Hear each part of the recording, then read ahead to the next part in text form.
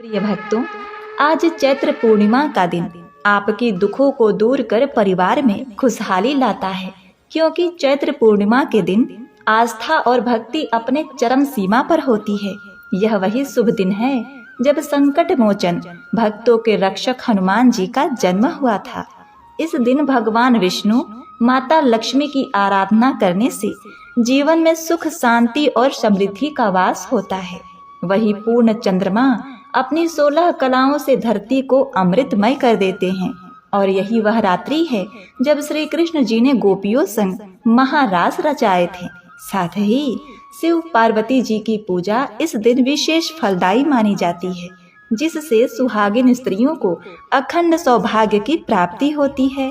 तो आज की चैत्र पूर्णिमा की कथा को शुरू करने से पहले हम कैलाशपति शिव पार्वती जी से प्रार्थना करते हैं कि इस कथा को भक्ति पूर्वक श्रवण करने वाले भक्तों की आप हर संकट से रक्षा करना, उनकी मनोकामनाएं पूर्ण करना। प्रिय भक्तों, यदि आप अपने समस्याओं से मुक्ति पाना चाहते हैं तो इन कथाओं को प्रेम पूर्वक पूरा सुनें, क्योंकि अंत में आप सुनेंगे श्री सत्यनारायण भगवान की दिव्यमयी कथा। क्योंकि यह कथा को सुनने के बाद ही पूर्णिमा का व्रत सफल होता है। एक बार यशोदा मैया ने श्री कृष्ण भगवान से कहा कि हे कृष्णा, तुम तो पूरे संसार के पालन करता हो।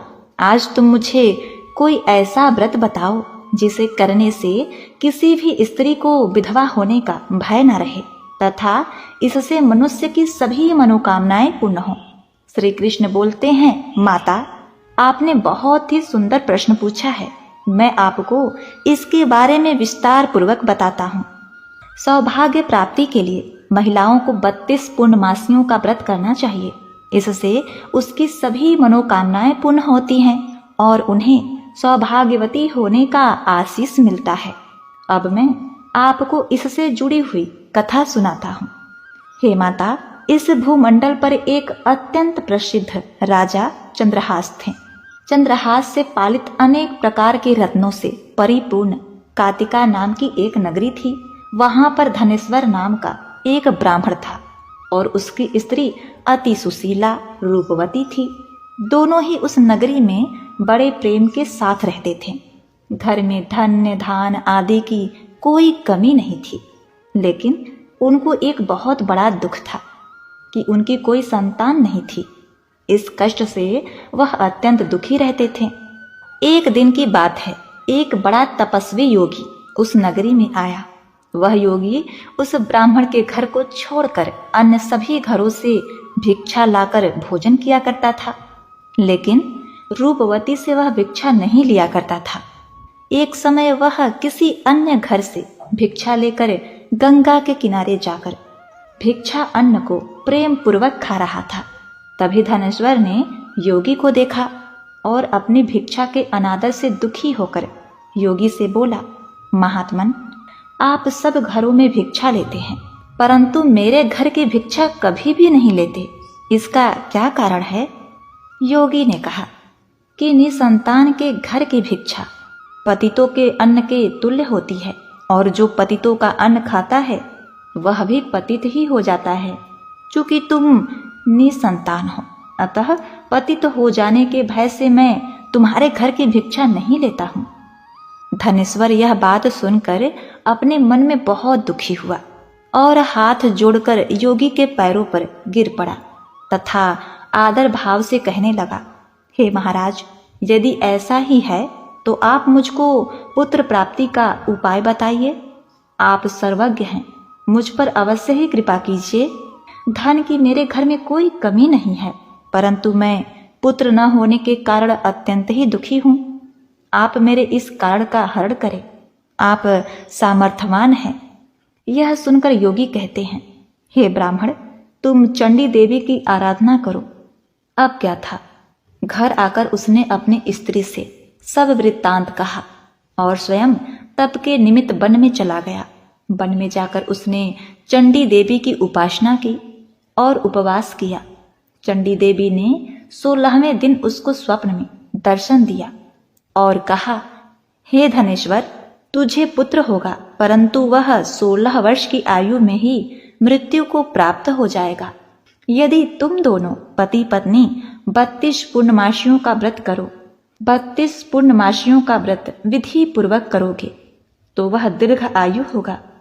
जितनी तुम्हारी सामर्थ्य हो उतने आटे के दिए बनाकर शिव जी का पूजन करना और पूर्णमासी का व्रत करना। प्रातः काल होने पर इस स्थान के समीप ही तुम्हें एक आम का वृक्ष दिखाई देगा। उस पर चढ़कर एक फल तोड़कर शीघ्र अपने घर ले जाना और अपने स्त्री से सब वृत्तांत कहना। जब वह श्री शंकर जी का ध्यान करके उस फल को खा ले तब वह भगवान शंकर की कृपा से गर्भवती हो जाएगी। वह ब्राह्मण प्रातः काल उठा तो उसने उस स्थान के पास ही एक आम का वृक्ष देखा जिस पर एक आम का फल लगा हुआ था। उस ब्राह्मण ने उस आम के वृक्ष पर चढ़कर उस फल को तोड़ने का प्रयास किया, परंतु कई बार प्रयत्न करने पर भी वह वृक्ष पर न चढ़ पाया। तब उस ब्राह्मण को बहुत चिंता हुई और वह विघ्न विनाशक श्री गणेश जी का वंदना करने लगा और बोला, हे दयानिधे, आपने भक्तों के विघ्नों का नाश करके उनके मंगल कार्य को करने वाले, दुष्टों का नाश करने वाले, रिद्धि सिद्धि को देने वाले, आप मुझ पर कृपा करके इतना बल दें कि मैं अपने मनोरथ को पूर्ण कर सकूं। इस बार श्री गणेश जी की प्रार्थना करने पर उनकी कृपा से धनेश्वर वृक्ष पर चढ़ गया और उसने एक अति सुंदर आम का फल देखा। उसने विचार किया कि जो वरदान से फल मिला था वह यह है और कोई फल दिखाई तो नहीं देता। उस धनेश्वर ब्राह्मण ने जल्दी से उस फल को तोड़कर अपनी पत्नी को लाकर दिया और उसकी स्त्री ने अपने पति के कहे अनुसार उस फल को खा लिया। इसके पश्चात वह गर्भवती हो गई। देवी जी की असीम कृपा से उसे एक अत्यंत ही सुंदर पुत्र की प्राप्ति हुई जिसका नाम उसने देवी दास रखा। माता पिता के हर्ष और शोक के साथ वह बालक शुक्ल पक्ष के चंद्रमा की भांति बढ़ने लगा। भवानी की कृपा से वह बालक बहुत ही सुंदर, सुशील और पढ़ने में बहुत ही निपुण हो गया। चंडी देवी की आज्ञा के अनुसार उसके पिता ने 32 पूर्णमासी का व्रत रखना आरंभ कर दिया जिससे उसका पुत्र दीर्घ आयु हो जाए। 16वां वर्ष लगते ही देवीदास के माता पिता को बड़ी चिंता हो गई कि कहीं उसके पुत्र की इस वर्ष मृत्यु न हो जाए। इसीलिए उन्होंने अपने मन में विचार किया कि यदि यह घटना उनके सामने हो गई तो वे कैसे सहन कर सकेंगे।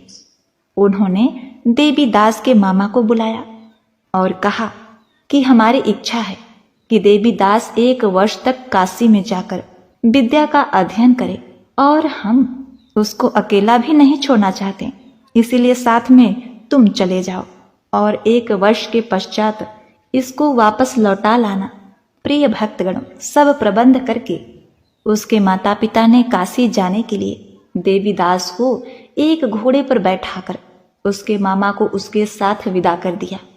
धनेश्वर अपनी पत्नी के साथ अपने पुत्र की मंगल कामना तथा दीर्घ आयु के लिए भगवती दुर्गा की आराधना और पूर्णमासियों का व्रत करना आरंभ कर दिया। इस प्रकार उन्होंने 32 पूर्णमासी का व्रत पूरा किया। कुछ समय पश्चात एक दिन वह दोनों मामा और भांजा मार्ग में रात्रि बिताने के लिए किसी ग्राम में ठहरे हुए थे। उसी दिन उस गांव में एक ब्राह्मण की अत्यंत सुंदर, सुशीला, विदुषी, गूढ़वती कन्या का विवाह होने वाला था।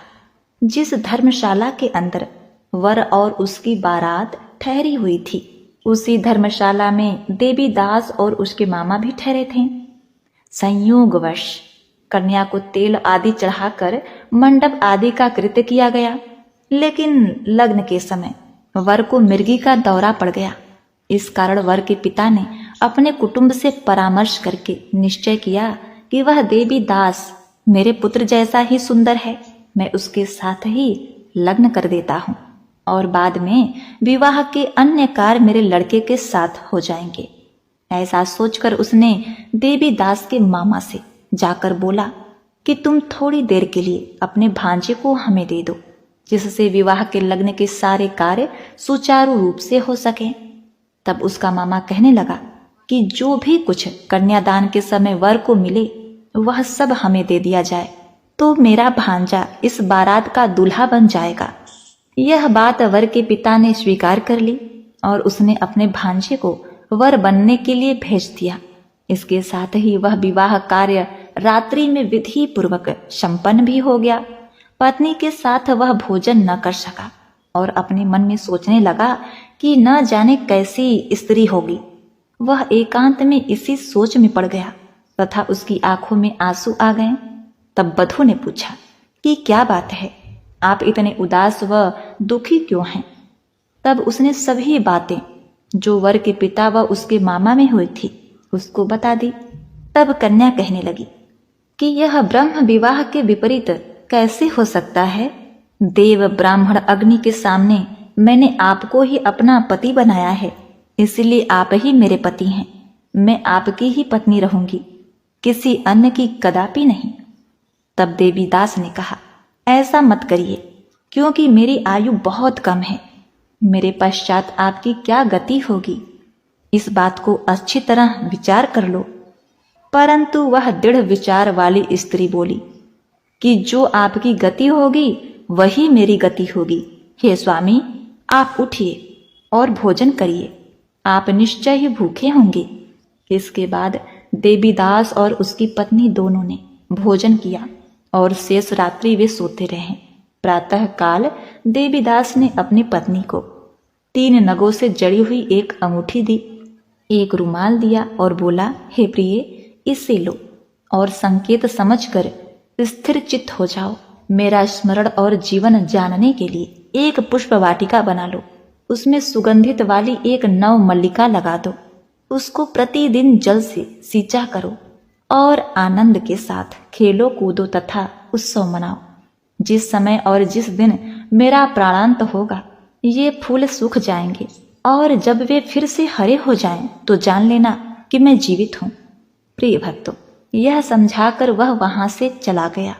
प्रातः काल होते ही वहां पर गाजे बाजे बजने लगे और जिस समय विवाह के कार्य समाप्त कराने के लिए वर तथा सभी बाराती मंडप में आए तो कन्या ने वर को भली प्रकार से देखकर अपने पिता से कहा, हे पिताश्री, यह मेरा पति नहीं है, मेरा पति वही है जिसके साथ रात्रि में मेरा परिग्रहण हुआ है, जिसके साथ मेरा विवाह हुआ है।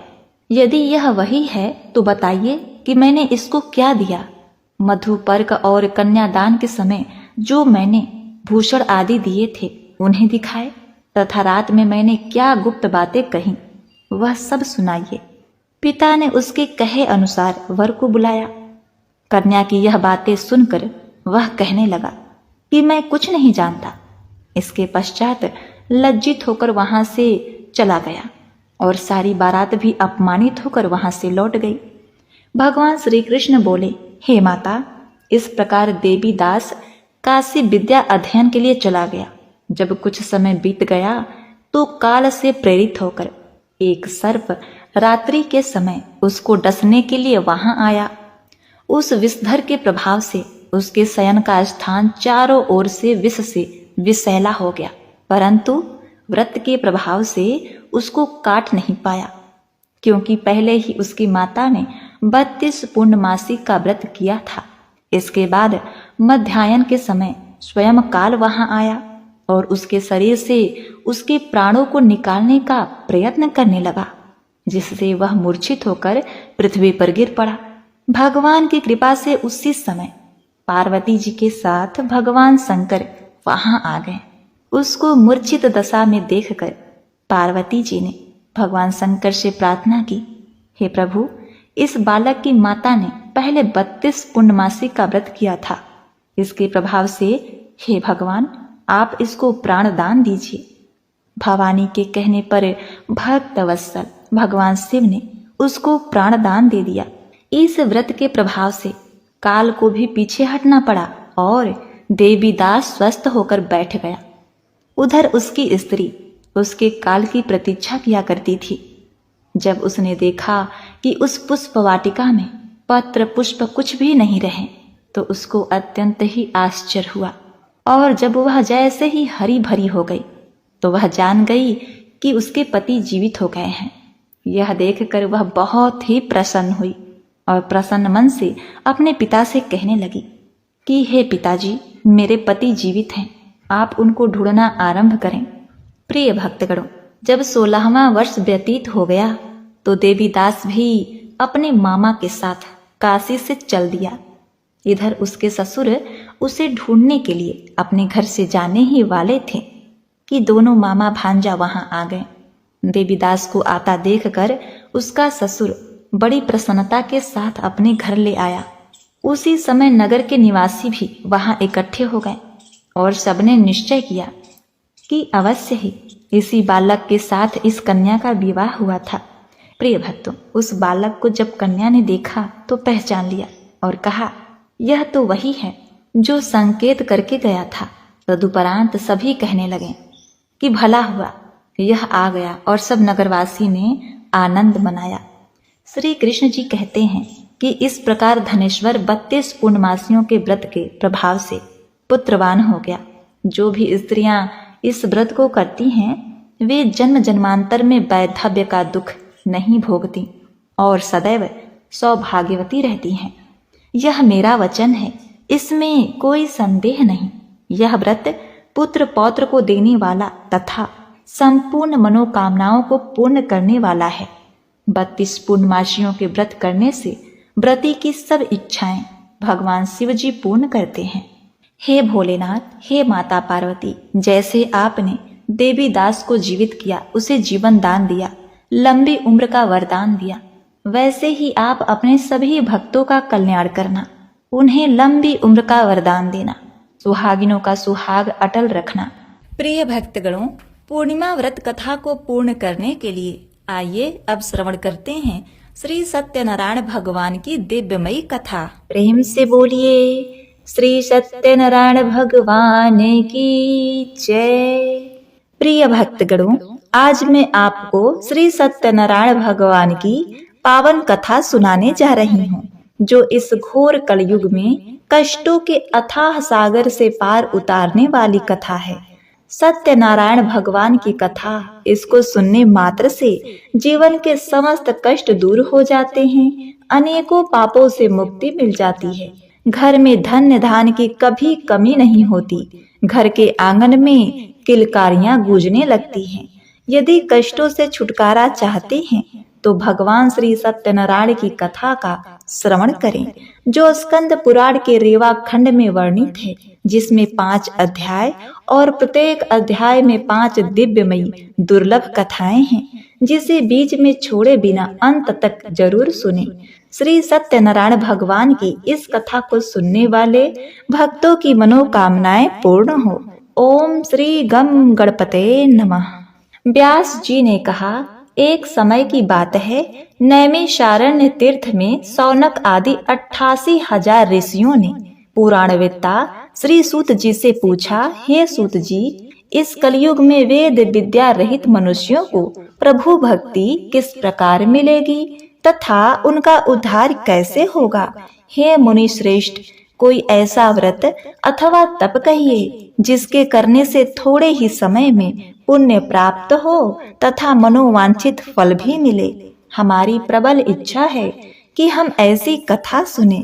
श्री सूत जी बोले, हे वैष्णव में पूज्य, आप सभी ने प्राणियों के हित एवं कल्याण की बात पूछी है। अब मैं उस श्रेष्ठ व्रत को आप लोगों से कहूँगा, जिसे श्रेष्ठ मुनि नारद जी ने श्री लक्ष्मी नारायण भगवान से पूछा था, और श्री लक्ष्मी नारायण भगवान ने मुनि श्रेष्ठ नारद जी को बताया था। आप सभी श्रेष्ठगण यह कथा ध्यान से सुने। मुनि श्रेष्ठ नारद दूसरों के कल्याण हेतु सभी लोकों में घूमते हुए एक समय मृत्यु लोक में आ पहुँचे। वहाँ बहुत सी योनियों में जन्मे प्रायः सभी मनुष्यों को अपने कर्मानुसार अनेक कष्टों से पीड़ित देखकर उन्होंने विचार किया कि किस यत्न के करने से निश्चय ही प्राणियों के कष्टों का निवारण हो सकेगा। मन में ऐसा विचार कर श्री नारद विष्णु लोक गए। वहां श्वेत वर्ण और 4 भुजाओं वाले देवों के ईश नारायण को उनके हाथों में शंख, चक्र, गदा और पद्म थे तथा वरमाला पहने हुए थे, को देखकर उनकी स्तुति करने लगे। नारद जी ने कहा, हे भगवान, आप अत्यंत शक्तिमान हैं। मन तथा वाणी भी आपको नहीं पा सकती। आपका आदि मध्य अंत भी नहीं है। आप निर्गुण स्वरूप, सृष्टि के कारण भक्तों के कष्टों को नष्ट करने वाले हो। आपको मेरा सत सत नमन है। नारद जी के इस प्रकार की प्रार्थना सुनकर विष्णु भगवान बोले, हे योगी राज, आपके मन में क्या है? आपका किस कार्य हेतु यहाँ आगमन हुआ है? निसंकोच कहें। तब मुनि श्रेष्ठ नारद जी ने कहा, मृत्यु लोक में सब मनुष्य जो अनेक योनियों में पैदा हुए हैं, अपने अपने कर्मों द्वारा अनेक प्रकार के कष्टों के कारण दुखी हैं।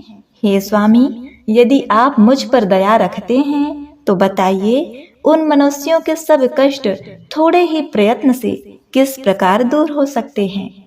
श्री विष्णु भगवान ने कहा, हे नारद, मनुष्यों की भलाई के लिए तुमने यह बहुत उत्तम प्रश्न किया है।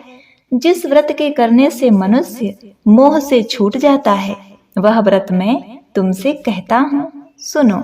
अति पुण्य दान करने वाला स्वर्ग तथा मृत्यु लोक दोनों में दुर्लभ एक अति उत्तम व्रत है, जो आज मैं तुमसे कहता हूँ। श्री सत्यनारायण भगवान का यह व्रत विधि विधान पूर्वक संपन्न करने पर मनुष्य इस धरती पर सभी प्रकार के सुख भोग कर मरणोपरांत मोक्ष को प्राप्त होता है।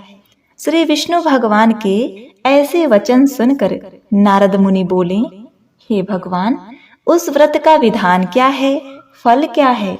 इससे पूर्व किसने यह व्रत किया है और किस दिन यह व्रत करना चाहिए? कृपया मुझे विस्तार से समझाइए। श्री विष्णु भगवान ने कहा, हे नारद, दुख, शोक एवं सभी प्रकार की व्याधियों को दूर करने वाला यह व्रत सब स्थानों पर विजय दिलाने वाला है। श्रद्धा और भक्ति के साथ किसी भी दिन मनुष्य संध्या के समय श्री सत्यनारायण भगवान की ब्राह्मणों और बंधुओं के साथ पूजा करे। भक्ति भाव से केले का फल, नैवेद्य, घी, शहद, शक्कर अथवा गुड़, दूध और गेहूं का आटा सवाया ले। गेहूं के अभाव में साठी का चूर्ण भी ले सकते हैं। इन सभी को भक्ति भाव से भगवान श्री सत्यनारायण को अर्पित करें। बंधु बांधवों सहित ब्राह्मण को भोजन कराएं। इसके पश्चात ही स्वयं भोजन करें। रात्रि में श्री सत्यनारायण भगवान के गीत आदि का आयोजन कर श्री सत्यनारायण भगवान का स्मरण करते हुए समय व्यतीत करें। इस तरह जो मनुष्य व्रत करेंगे उनकी मनोकामनाएं अवश्य ही पूर्ण होगी। विशेष रूप से कलयुग में मृत्यु लोक में भी यही एक उपाय है, जिसे अल्प समय और कम धन में महान पुण्य की प्राप्ति होती है। सत्यनारायण कथा का दूसरा अध्याय। श्री सूत जी ने कहा, हे ऋषियों, जिन्होंने प्राचीन काल में इस व्रत को किया उसका इतिहास मैं आप सबसे कहता हूँ, ध्यान से सुने। अति सुंदर काशीपुर नगरी में एक अति निर्धन ब्राह्मण वास करता था। वह भूख और प्यास से बेचैन होकर हर समय दुखी रहता था। ब्राह्मणों से प्रेम करने वाले श्री विष्णु भगवान ने उसको दुखी देखकर एक बूढ़े ब्राह्मण का भेष धारण कर निर्धन ब्राह्मण के पास जाकर बड़े आदर से पूछा, हे ब्राह्मण, तुम हर समय ही दुखी होकर पृथ्वी पर क्यों घूमते हो? हे श्रेष्ठ ब्राह्मण, अपनी व्यथा मुझसे कहो, मैं सुनना चाहता हूँ। कष्टों से घिरे उस ब्राह्मण ने कहा, मैं निर्धन ब्राह्मण हूँ, भिक्षा के लिए पृथ्वी पर मारा मारा फिरता हूँ। हे भगवान, यदि आप इससे मुक्ति पाने का कोई उपाय जानते हैं तो कृपा कर मुझे बताइए।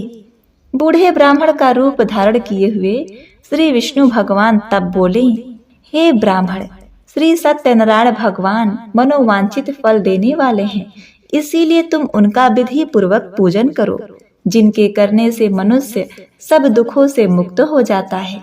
दरिद्र ब्राह्मण को व्रत का संपूर्ण विधान बतलाकर बूढ़े ब्राह्मण का रूप धरे श्री सत्यनारायण भगवान अंतर ध्यान हो गए। बूढ़े ब्राह्मण ने जिस व्रत को बतलाया है मैं उसको अवश्य विधि विधान सहित करूंगा, ऐसा निश्चय कर वह दरिद्र ब्राह्मण घर चला गया। परंतु उस रात ब्राह्मण को नींद नहीं आई। अगले दिन वह जल्दी उठा और श्री सत्यनारायण भगवान का व्रत करने का निश्चय कर भिक्षा मांगने के लिए चल दिया। उस दिन उसको भिक्षा में अधिक धन मिला, जिससे उसने पूजा का सब सामान खरीदा और घर आकर अपने बंधु बांधवों के साथ विधि पूर्वक भगवान श्री सत्यनारायण का व्रत किया। इसके करने से वह गरीब ब्राह्मण सब कष्टों से छूटकर अति धनवान हो गया। उस समय से वह ब्राह्मण हर मास व्रत करने लगा। सत्यनारायण भगवान के व्रत को जो शास्त्र विधि के अनुसार श्रद्धा पूर्वक करेगा, वह सब कष्टों से छूटकर मोक्ष प्राप्त करेगा। जो भी मनुष्य श्री सत्यनारायण भगवान का व्रत करेगा, वह सब कष्टों से छूट जाएगा। इस तरह से नारद जी से सत्यनारायण भगवान का कहा हुआ यह व्रत मैंने तुमसे कहा। हे श्रेष्ठ ब्राह्मणों, अब आप क्या सुनना चाहते हैं, मुझसे कहो। तब ऋषियों ने कहा, हे मुनीश्वर, संसार में इस विप्र से सुनकर किस किस ने इस व्रत को किया, हम सब सुनना चाहते हैं। मुनियों से ऐसा सुनकर श्री सूत जी ने कहा, हे मुनिगण, जिस जिस प्राणी ने इस व्रत को किया है, उन सब की कथा सुनो। एक समय वह धनी ब्राह्मण बंधु बांधवों के साथ शास्त्र विधि के अनुसार अपने घर पर ही सत्यनारायण भगवान का व्रत करा रहा था। उसी समय एक लकड़ी बेचने वाला बूढ़ा व्यक्ति वहां आया। उसने सिर पर रखा लकड़ियों का गट्ठर बाहर रख दिया और ब्राह्मण के मकान में चला गया। प्यास से बेचैन लकड़हारे ने विप्र को व्रत करते देखा। वह प्यास को भूल गया। उसने विप्र से अभिनंदन किया और पूछा, हे ब्राह्मण, आप यह किसका पूजन कर रहे हैं? इस व्रत को करने से क्या फल मिलता है? कृपया मुझे बताइए। तब उस ब्राह्मण ने कहा, सब इच्छाओं को पूर्ण करने वाला यह श्री सत्यनारायण भगवान का व्रत है। इनकी ही कृपा से मेरे यहाँ धन एवं ऐश्वर्य का आगमन हुआ है। ब्राह्मण से इस बात के बारे में जानकर वह लकड़हारा अत्यंत प्रसन्न हुआ। भगवान का चरणामृत लेकर और भोजन करने के पश्चात अपने घर को चला गया। अगले दिन लकड़हारे ने अपने मन में संकल्प किया कि आज गांव में लकड़ी बेचने से जो धन मिलेगा, उसी से सत्यनारायण भगवान का श्रेष्ठ व्रत करूंगा। मन में ऐसा विचार कर वह लकड़हारा लकड़ियों का गट्ठर अपने सिर पर रखकर जिस नगर में धनवान लोग रहते थे, ऐसे सुंदर नगर में आया। उस दिन उसे उन लकड़ियों का दाम पहले से 2 गुना मिला। तब वह ब्राह्मण लकड़हारा बहुत प्रसन्न होकर पके केले, शक्कर, शहद, घी, दूध, दही और गेहूं का चूर्ण इत्यादि श्री सत्यनारायण भगवान के व्रत की सभी सामग्री लेकर अपने घर आया। फिर उसने अपने बंधु बांधवों को बुलाकर विधि विधान के साथ भगवान का पूजन एवं व्रत किया। उस व्रत के प्रभाव से वह बूढ़ा लकड़हारा धन धान से युक्त हुआ और संसार के समस्त सुख भोग कर बैकुंठ को गया। सत्यनारायण कथा का 3रा अध्याय।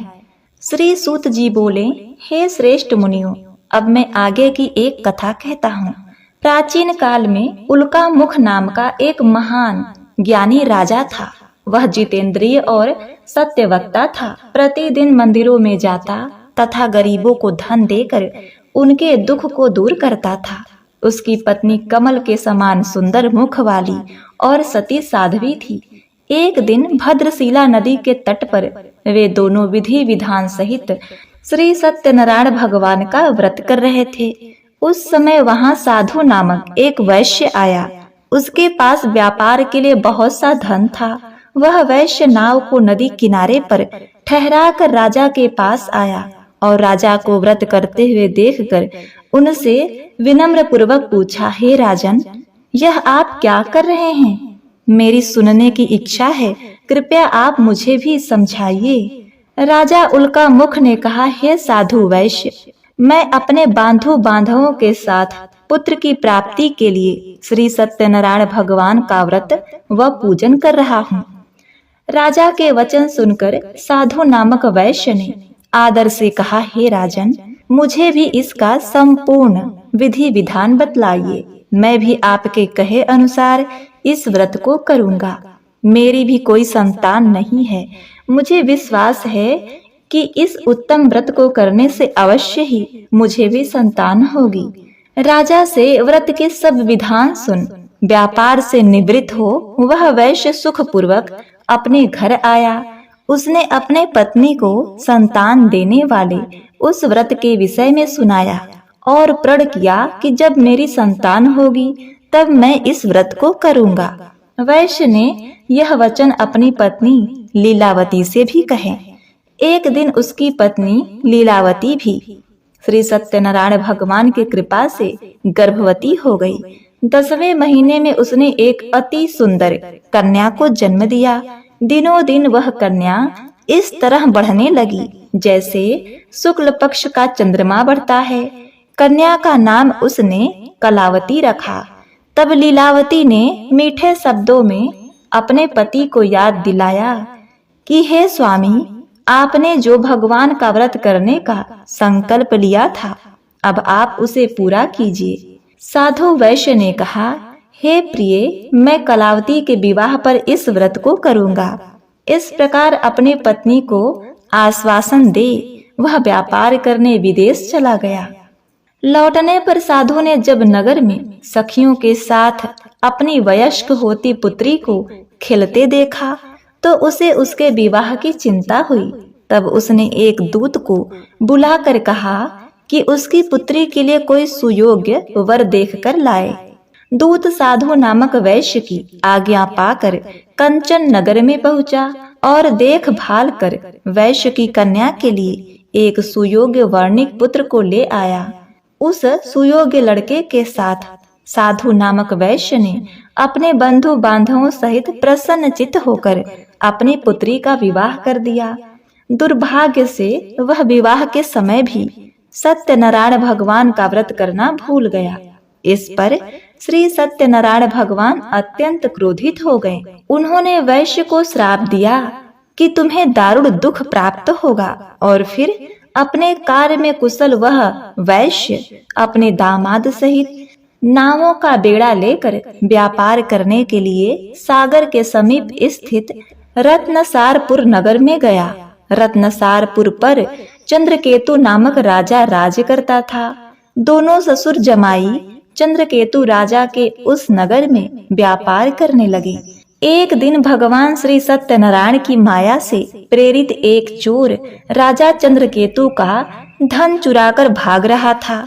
राजा के दूतों को अपने पीछे तेजी से आते देखकर चोर ने घबराकर राजा के धन को वैश्य के नाव में छुपाकर रख दिया जहां वे ससुर जमाई ठहरे हुए थे और वह वहां से भाग गया। जब दूतों ने उस वैश्य के पास राजा के धन को रखा देखा तो उन्होंने उस ससुर दामाद को ही चोर समझा और वे उन दामाद और ससुर दोनों को बांधकर ले आए और राजा के समीप जाकर बोले, हे महाराज, आपका धन चुराने वाले ये दो चोर हम पकड़कर लाए हैं, देखकर आज्ञा दे। तब राजा ने बिना उस वैश्य की बात सुने उन्हें कारागार में डालने की आज्ञा दे दी। इस प्रकार राजा की आज्ञा से उनको कारावास में डाल दिया गया तथा उनका सारा धन भी छीन लिया गया। सत्यनारायण भगवान के श्राप के कारण उस वैश्य की पत्नी लीलावती व पुत्री कलावती भी घर पर बहुत दुखी हुई। उनका सारा धन चोर चुरा कर ले गए। मानसिक व शारीरिक पीड़ा तथा भूख प्यास से अति दुखी हो भोजन की आस में कलावती एक ब्राह्मण के घर गई। उसने ब्राह्मण को श्री सत्यनारायण भगवान का व्रत करते देखा। उसने कथा सुनी तथा श्रद्धा पूर्वक प्रसाद ग्रहण कर रात को घर आई। माता ने कलावती से पूछा, हे पुत्री, तू अब तक कहाँ रही? मैं तेरे लिए बहुत चिंतित थी। माता के शब्द सुनकर कलावती बोली, हे माता, मैंने एक ब्राह्मण के घर श्री सत्यनारायण भगवान का व्रत होते देखा है और मेरी भी उस उत्तम व्रत को करने की इच्छा हुई है। कलावती के वचन को सुनकर लीलावती ने सत्यनारायण भगवान के पूजन की तैयारी की। उसने बंधुओं सहित श्री सत्यनारायण भगवान का पूजन व व्रत किया और वर मांगा कि मेरे पति और दामाद शीघ्र ही घर लौट आएं। साथ ही विनती की कि हे प्रभु, अगर हमसे कोई भूल हुई हो तो हम सबका अपराध क्षमा करो। श्री सत्यनारायण भगवान इस व्रत के करने से प्रसन्न हो गए। उन्होंने राजा चंद्रकेतु को स्वप्न में दर्शन देकर कहा, हे राजन, जिन दोनों वैश्य को तुमने बंदी बनाकर रखा है वे निर्दोष हैं। उन्हें प्रातः ही छोड़ दो। उनका सब धन जो तुमने अधिग्रहित किया है लौटा दो, अन्यथा मैं तुम्हारा राज, धन, पुत्र आदि सब नष्ट कर दूंगा। राजा से ऐसे वचन कहकर भगवान अंतर ध्यान हो गए। प्रातः काल राजा चंद्रकेतु ने दरबार में सबको अपना स्वप्न सुनाया और सैनिकों को आज्ञा दी कि दोनों वैश्य को कैद से मुक्त कर दरबार में लाएं। दोनों ने आते ही राजा को प्रणाम किया। राजा ने कोमल वचनों में कहा, हे महानुभाव, तुम्हें अज्ञानतावश ऐसा कठिन दुख प्राप्त हुआ है। अब तुम्हें कोई भय नहीं, तुम मुक्त हो। इसके बाद राजा ने उनको नए वस्त्र आभूषण पहनाकर तथा उनका जितना धन लिया था उससे 2 गुना धन लौटाकर आदर से विदा किया। दोनों वैश्य अपने घर को चल दिए। सत्यनारायण कथा का 4था अध्याय। सूत जी ने आगे कहा, वैश्य ने यात्रा आरंभ की और अपने नगर को चला। उसके थोड़ी दूर आगे बढ़ने पर दंडी भेषधारी श्री सत्यनारायण भगवान ने उसकी परीक्षा लेने हेतु उससे पूछा, हे वैश्य, तेरी नाव में क्या है? अभिमानी वर्णिक हंसता हुआ बोला, हे दंडी, आप क्यों पूछते हैं? क्या धन लेने की कामना है? मेरी नाव में तो बेल के पत्ते भरे हैं। वैश्य के ऐसे वचन सुनकर दंडी भेषधारी श्री सत्यनारायण भगवान बोले, तुम्हारा वचन सत्य हो। ऐसा कहकर वे वहां से चले गए और कुछ दूर जाकर समुद्र के तट पर बैठ गए। दंडी महाराज के जाने के पश्चात वैश्य ने नित्य क्रिया से निवृत्त होने के बाद नाव को ऊंची उठी देखकर अचंभा किया तथा नाव में बेल पत्ते आदि देखकर मूर्छित हो जमीन पर गिर पड़ा। मूर्छा खुलने पर अति शोक करने लगा। तब उसके दामाद ने कहा, हे पिताश्री, आप शोक न करें, यह दंडी महाराज का श्राप है, अतः हमें उनकी शरण में जाना चाहिए। दामाद के वचन सुनकर वैश्य दंडी भगवान के पास पहुंचा और अत्यंत भक्ति भाव से पश्चाताप करते हुए बोला कि मैंने जो आपसे असत्य वचन कहे थे उसके लिए मुझे क्षमा करें। ऐसा कहकर वह शोकातुर हो रोने लगा। तब दंडी भगवान बोले, हे वर्णिक पुत्र, मेरी आज्ञा से ही बार बार तुझे दुख प्राप्त हुआ है। तू मेरी पूजा से विमुख हुआ है। तब उस वैश्य ने कहा, हे भगवान, आपकी माया को ब्रह्मा आदि देवता भी नहीं जान पाते, तब मैं मूर्ख भला कैसे जान सकता हूँ। आप प्रसन्न होइए, मैं अपनी क्षमता के अनुसार आपकी पूजा करूँगा। मेरी रक्षा कीजिए और मेरी नौका को पहले के समान धन से परिपूर्ण कर दीजिए। उसके भक्ति से परिपूर्ण वचन सुनकर श्री सत्यनारायण भगवान प्रसन्न हो गए और उसकी इच्छा अनुसार वर देकर अंतर ध्यान हो गए। तब ससुर व दामाद दोनों ने नाव पर आकर देखा कि नाव धन से परिपूर्ण है। फिर वह विधि विधान से भगवान सत्यनारायण का पूजन कर साथियों सहित अपने नगर को पहुंचा। जब वह अपने नगर के निकट पहुंचा तब उसने एक दूत को अपने घर भेजा। दूत ने साधु नामक वैश्य के घर जाकर उसकी पत्नी को नमस्कार किया और कहा कि आपके पति अपने जामाता सहित इस नगर के समीप आ गए हैं। लीलावती और उसकी कन्या कलावती उस समय भगवान का पूजन कर रही थी। दूत का वचन सुनकर साधु की पत्नी ने बड़े हर्ष के साथ सत्यनारायण भगवान का पूजन पूर्ण किया और अपने पुत्री से कहा कि मैं अपने पति के दर्शन को जाती हूँ। तुम पूजन पूर्ण कर शीघ्र ही आ जाना। परंतु कलावती पूजन एवं प्रसाद छोड़कर अपने पति के दर्शन के लिए चली गई। पूजन एवं प्रसाद की अवज्ञा के कारण भगवान सत्यनारायण ने रुष्ट हो उसके पति को नाव सहित पानी में डुबो दिया। कलावती अपने पति को न पाकर रोती हुई जमीन पर गिर पड़ी। नौका को डूबा हुआ तथा कन्या को रोती हुई देख साधु नामक वैश्य द्रवित हो बोला, हे प्रभु, मुझसे या मेरे परिवार से अज्ञानतावश जो अपराध हुआ है उसे क्षमा करें। उसके ऐसे वचन सुनकर सत्यदेव भगवान प्रसन्न हो गए।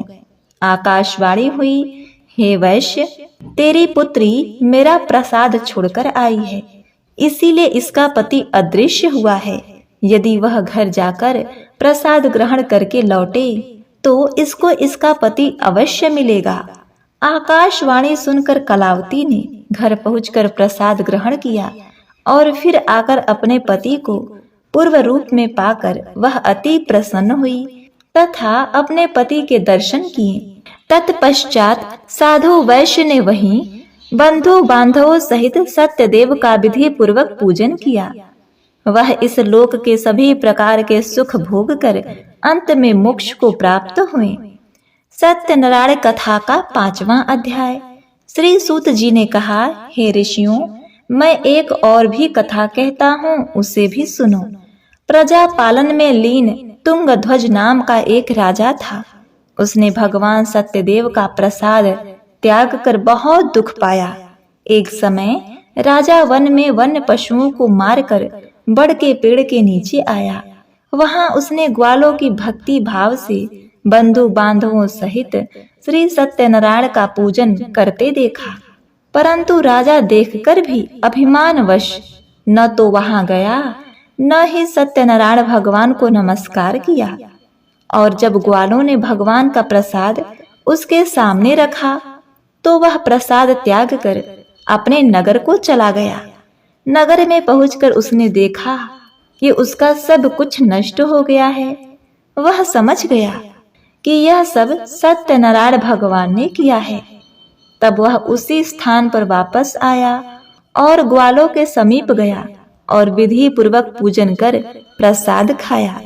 सत्यनारायण भगवान की कृपा से सब कुछ पहले जैसा ही हो गया और दीर्घ काल तक सुख भोग कर मरने पर स्वर्गलोक को चला गया। जो मनुष्य इस परम दुर्लभ व्रत को करेगा, श्री सत्यनारायण भगवान के कृपा से उसे धन्य धान की प्राप्ति होगी। निर्धन धनी और बंदी बंधन से मुक्त होकर निर्भय हो जाता है। संतानहीन को संतान प्राप्त होती है तथा सब मनोरथ पूर्ण होकर अंत में वह वैकुंठ धाम को जाता है। जिन्होंने पहले इस व्रत को किया, अब उसके दूसरे जन्म की कथा सुनिए। सतानंद नामक ब्राह्मण ने सुदामा के रूप में जन्म लेकर श्री कृष्ण की भक्ति कर मोक्ष प्राप्त किया। उल्का मुख नाम के राजा दशरथ बने और श्री रंगनाथ का पूजन कर वैकुंठ को प्राप्त हुए। साधु नाम के वैश्य ने धर्मात्मा व सत्यप्रिय राजा मोर ध्वज बनकर अपनी देह को आरे से चीर कर दान कर मोक्ष को प्राप्त हुआ। राजा तुंगध्वज स्वयंभू मनु हुए। उन्होंने बहुत से लोगों को भगवान की भक्ति में लीन कर मोक्ष प्राप्त किया। लकड़हारा भील अगले जन्म में गुह नामक निषाद राज हुआ, जिसने भगवान राम के चरणों की सेवा कर मोक्ष प्राप्त किया। इस प्रकार श्री सत्यनारायण कथा के सभी अध्याय पूर्ण हुए। हे श्री सत्यनारायण भगवान, इस कथा को कहने वाले, सुनने वाले और हुंकारा भरने वाले अपने सभी भक्तों की मनोकामनाएं पूर्ण करना और उन्हें सुख संपत्ति, पुत्र पुत्री से संपन्न करना, उनके सभी दुखों को दूर करना। बोलिए श्री सत्यनारायण भगवान की जय।